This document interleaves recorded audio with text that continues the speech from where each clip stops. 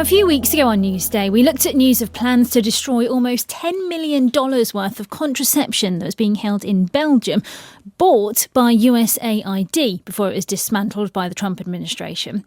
This contraception is thought to have been destined for clinics in Africa.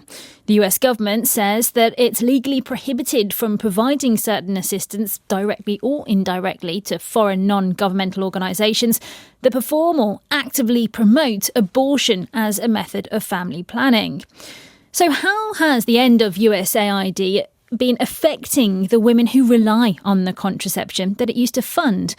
Well, Serah Malaba is the CEO of Tiko, which is a Kenyan NGO using technology to transform sexual and reproductive health for underserved girls in Africa, joining us from Nairobi. Serah, how have you and the people that need it been coping over the last few weeks without this contraception? So what we have seen in terms of coping mechanisms and what we have done as Tiko, and we operate in 7 countries, not just Kenya. Kenya is our biggest country of operation. What we have seen in the last couple of months, which is basically 7 months since the stop to work order and the implications on access to contraception, was a shock in the health system. First and foremost, and an anticipation of commodities, supplies, interruption, unavailability of certain types of contraception, and healthcare workers removed from the health system, especially those who are funded directly through the US government funding, and data systems getting disrupted. However, reconstruction has happened in the last couple of months.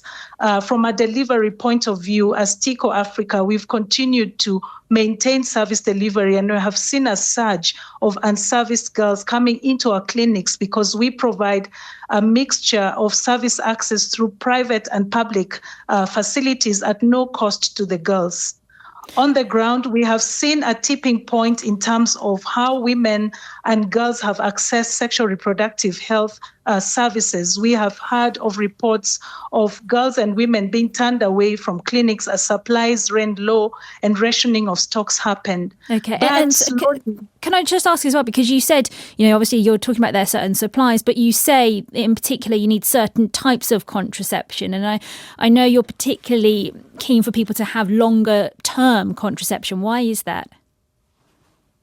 No, actually, we don't pay for people or want to vouch for access of only longer-term acting contraceptive. In the world of contraception, we say choice is critical. Women and girls need to be able to find contraceptives that work for them.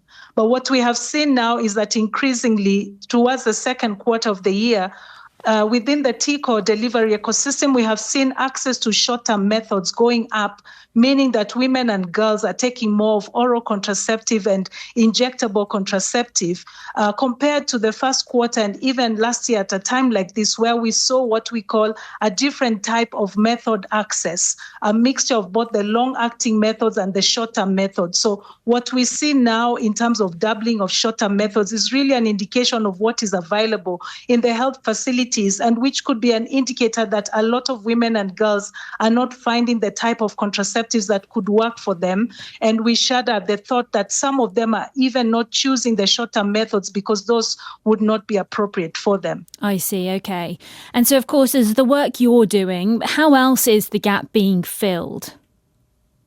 So how else the gap is being filled is that governments now are thinking about and have instituted various mechanisms of ensuring that, for example, national health insurance schemes begin to cater for women to use the national health insurance services to be able to access contraceptive. We have also seen a bump up in the use of private sector facilities to bridge the gap, especially within the public sector.